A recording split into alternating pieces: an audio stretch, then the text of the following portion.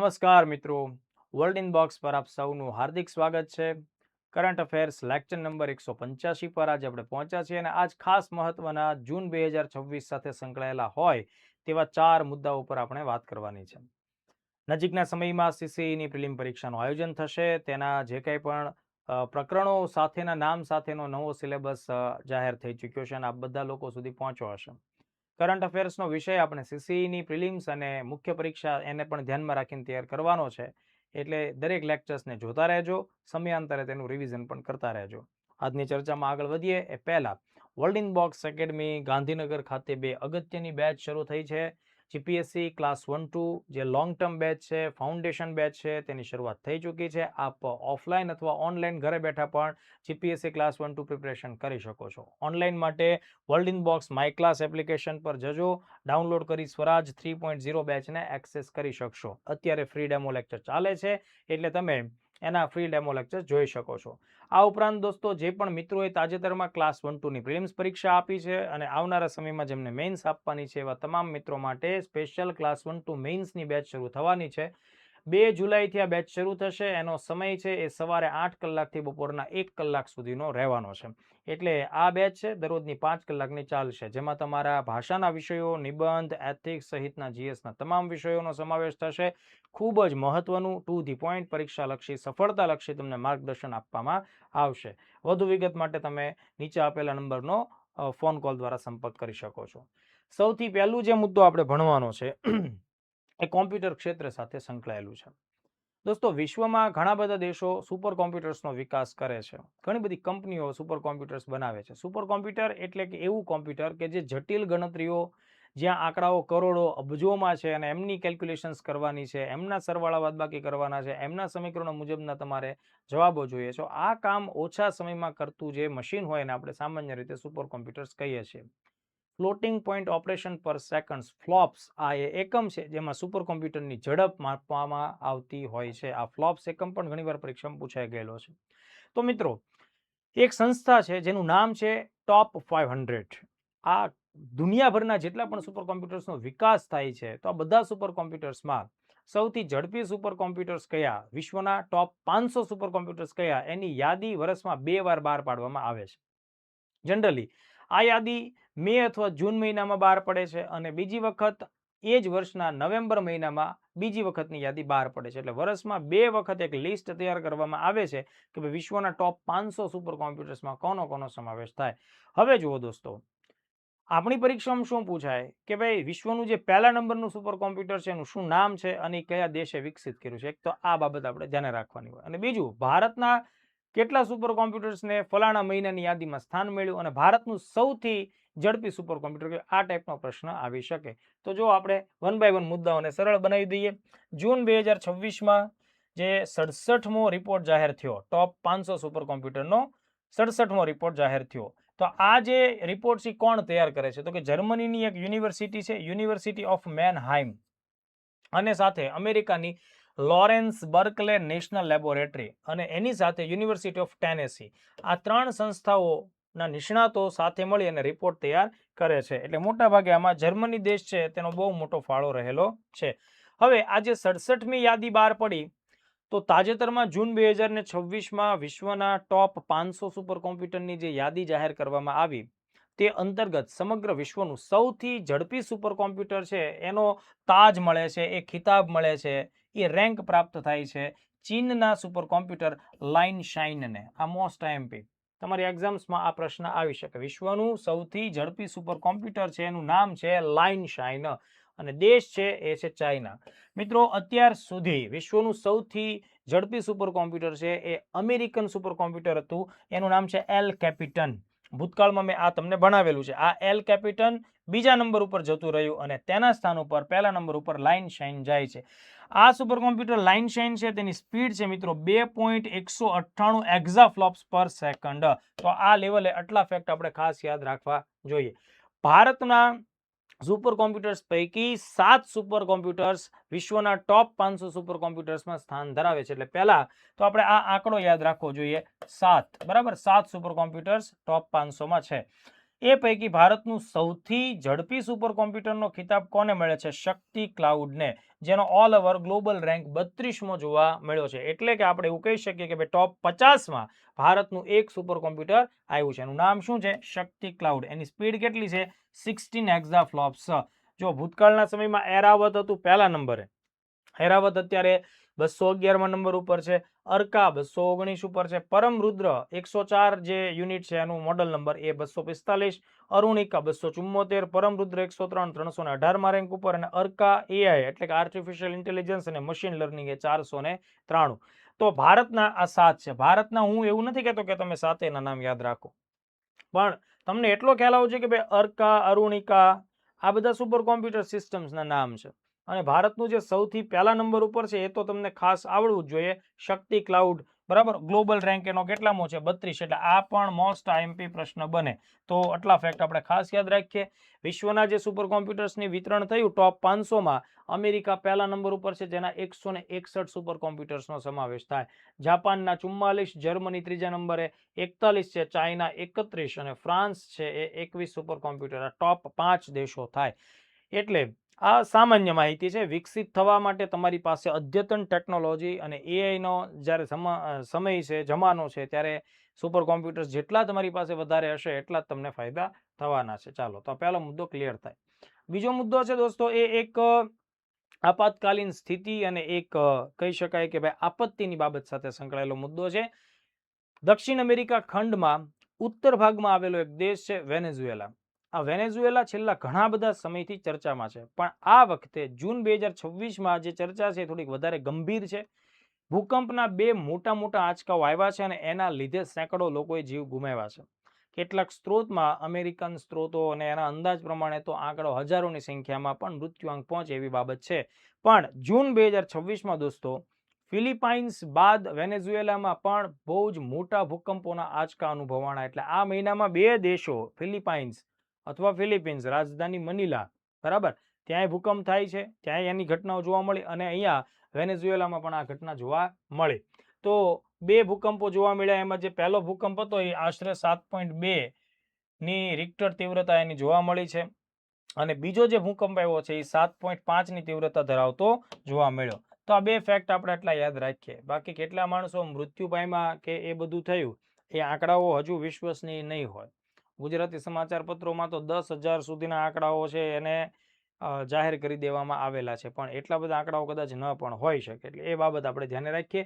પછી જો તમારે આમાં એવું બધું નથી વાંચવાનું કે ભૂકંપનું કેન્દ્ર ક્યાં હતું ને એ બધી ગૌણ મેટર છે, એટલે એ તમારી એક્ઝામ માટે એટલું ઇમ્પોર્ટન્ટ નથી. તમે જુઓ, આ દક્ષિણ અમેરિકાનો ઉત્તરનો ભાગ છે વેનેઝુએલા, એની રાજધાની કરાકાસ છે, બરાબર. હવે અહીંયા જો એ કોલંબિયા સાથે સીમા શેર કરે છે, એ બાજુ બ્રાઝિલ સાથે ને અહીંયા ગુયાના સાથે સીમા શેર કરે છે. તો આ ફેક્ટ આપણે યાદ રાખવા જોઈએ. ચાલો વધીએ આગળ. ઇન્ટરનેશનલ લેવલનું જ એક બીજું કરંટ અફેર્સ છે, અને એ ઇંગ્લેન્ડ એટલે કે યુકે કે બ્રિટન સાથે જોડાયેલું છે.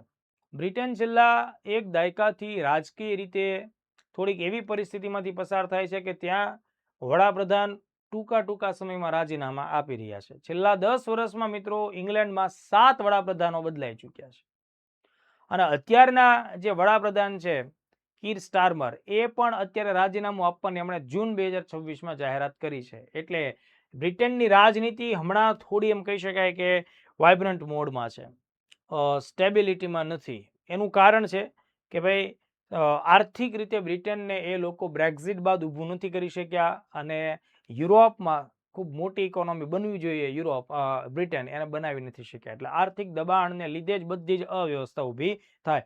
તો ખાસ આપણે ધ્યાન રાખીશું. બ્રિટનના વડાપ્રધાને, જેનું નામ છે કીર સ્ટારમર, ભૂલતા નહીં, આ પ્રશ્ન આવી શકે છે, બરાબર. તો એણે તાજેતરમાં 22મી જાન્યુઆરીએ રાજીનામું આપવાની વાત કરી.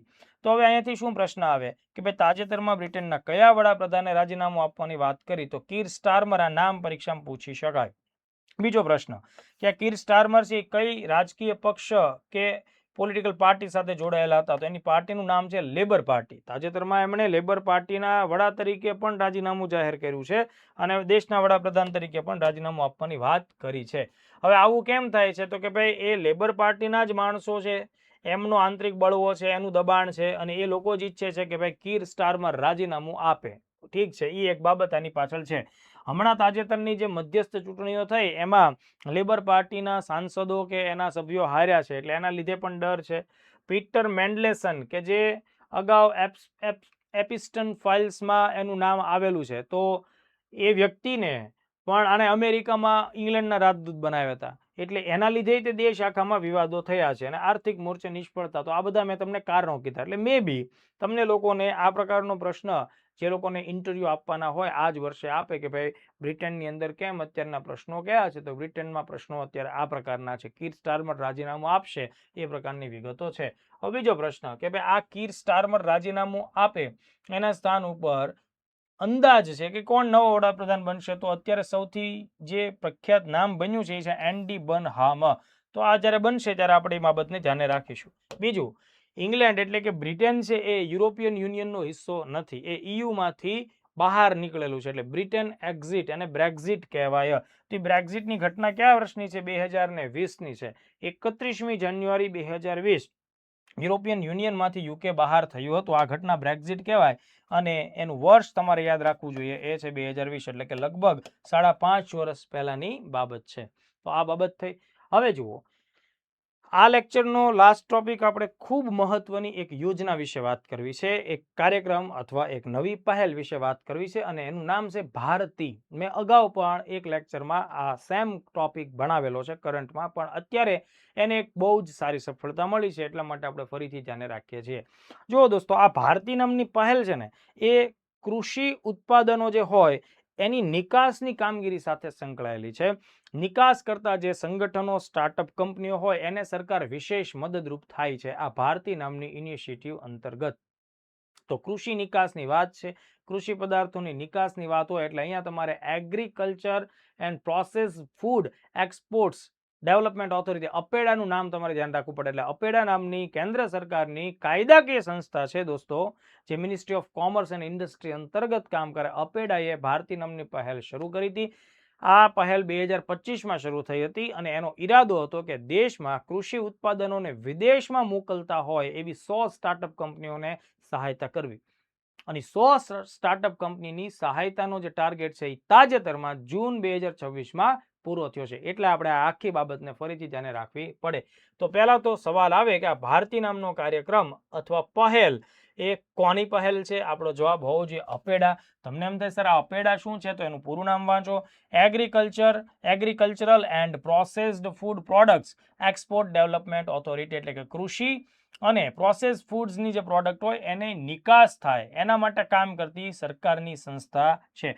આ અપેડા છે મિત્રો, કાયદાકીય સંસ્થા છે, એટલે કે કાયદા દ્વારા રચાયેલી સંસ્થા છે. ખાસ યાદ રાખજો, સ્ટેચ્યુટરી બોડીનું એનું સ્ટેટસ છે અને એની રચના ક્યારે થઈ છે? 1986માં.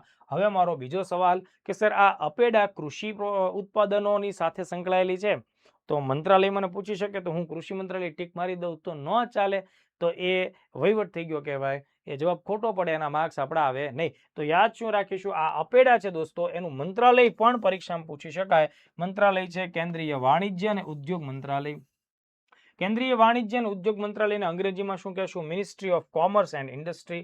હવે અપેડા આ ભારતી નામની પહેલ છે દોસ્તો, એ 2025માં સપ્ટેમ્બર મહિનામાં લોન્ચ કરેલી હતી. 2025ના સપ્ટેમ્બરમાં, એટલે હજુ આ પહેલને વર્ષ નથી થયું, પણ એ પહેલા એમણે પોતાનો ટાર્ગેટ અચીવ કરી લીધો છે. ભારતી જે પહેલ છે એનું નામ શું થાય છે? Bharat hub for agritech resilience advancement and incubation for export innovation. તો આ રીતેનું પૂરું નામ પણ 2-4 વાર વાંચવું, ચાન્સ ઓછા છે પણ પૂરું નામ આવી પણ જાય તો પણ તમને આવડવું જોઈએ. નેક્સ્ટ આપણે જોઈએ તો જો આ જે આખી ભારતીય કાર્યક્રમ છે એનો ઉદ્દેશ શું હતો? એગ્રી ફૂડ એક્સપોર્ટ્સને પ્રોત્સાહન આપવું. અને આ આંકડો જે છે એ 2030 સુધીમાં આ જે આખું આપણે કાર્યક્રમ કરીએ છીએ તો એ એક્સપોર્ટ, એગ્રીકલ્ચર એક્સપોર્ટ છે એને આપણે $50 બિલિયન સુધી લઈ જવાનો ટાર્ગેટ રાખેલો છે. તો આ ફેક્ટ છે, આ 1-2ની પ્રિલિમ્સ વિધાન વગેરે પૂછાય. 2030 સુધીમાં $50 બિલિયન સુધી લઈ જવાનું છે. અને આ અંતર્ગત ભારતી પહેલ અંતર્ગત જે શરૂઆત થઈ છે, તો પહેલા ફેઝમાં 100 જેટલા સ્ટાર્ટઅપ્સને મદદ કરવા માટેનો પ્લાન છે અથવા પ્લાન હતો, જે અત્યારે અચીવ થયો છે. બરાબર, એટલે જો જૂન 2026માં આ 100 સ્ટાર્ટઅપ્સને સપોર્ટ કરવાનો લક્ષ્ય અપેડાને પ્રાપ્ત થયો, એટલા માટે અત્યારે હું આ મુદ્દો ભણાવું છું. આ જે 100 સ્ટાર્ટઅપ છે એ અલગ અલગ 22 રાજ્યો અને 2 કેન્દ્ર શાસિત પ્રદેશોમાંથી આવે છે. એટલે તમને વિધાનવાળા ક્વેશ્ચન્સમાં એક આ આંકડાને ધ્યાનમાં રાખીને પ્રશ્ન થઈ શકે, બરાબર. અને બીજું 100 સ્ટાર્ટઅપ છે એની જગ્યાએ તમને ખોટા વિધાન તરીકે 1000 સ્ટાર્ટઅપ એવું લખીને પણ આપી દે તો ધ્યાન ન રાખતા 100 સ્ટાર્ટઅપ્સને ધ્યાને રાખજો. તો આટલા ફેક્ટ આપણે ખાસ ધ્યાન રાખવા પડે. આ કાર્યક્રમનો ફોકસ એરિયા છે કે જે જીઆઈ ટેગ પ્રાપ્ત થયેલી પ્રોડક્ટ હોય ભારતના રાજ્યોમાં, અથવા ઓર્ગેનિક ફૂડ હોય, અથવા સુપર ફૂડ એટલે કે વધારે કોઈ ચોક્કસ પ્રકારના મિનરલ્સથી ભરપૂર હોય એવા ફૂડ, અથવા આયુષ એટલે આયુર્વેદિક કોઈ પ્રકારની ખાસ દવાઓ કે જડીબુટીઓ હોય, બરાબર. તો એવી બધી પ્રોડક્ટને સપોર્ટ કરે છે, ટેકનોલોજીની મદદથી પણ ખૂબ સપોર્ટ કરે છે. તો આ બધા મુદ્દા આપણા માટે જાણવા ખાસ જરૂરી છે. તો આ ભારતી પહેલ બહુ અપેડાનો આ બહુ મોટું સાહસિક પ્રોજેક્ટ હતો અથવા તો કાર્યક્રમ છે, એનો પહેલો ફેઝની જે સફળતા છે પ્રાપ્ત થઈ. તો મિત્રો, આ લેક્ચરના બધા મુદ્દા એમપી છે, તમે ખાસ ભણી લેજો, વાંચી લેજો અને તમારા વિચારો અભિપ્રાયો છે રજૂ કરતા રહેજો. નવા લેક્ચર સાથે પાછા મળીએ. જય હિન્દ, જય ભારત.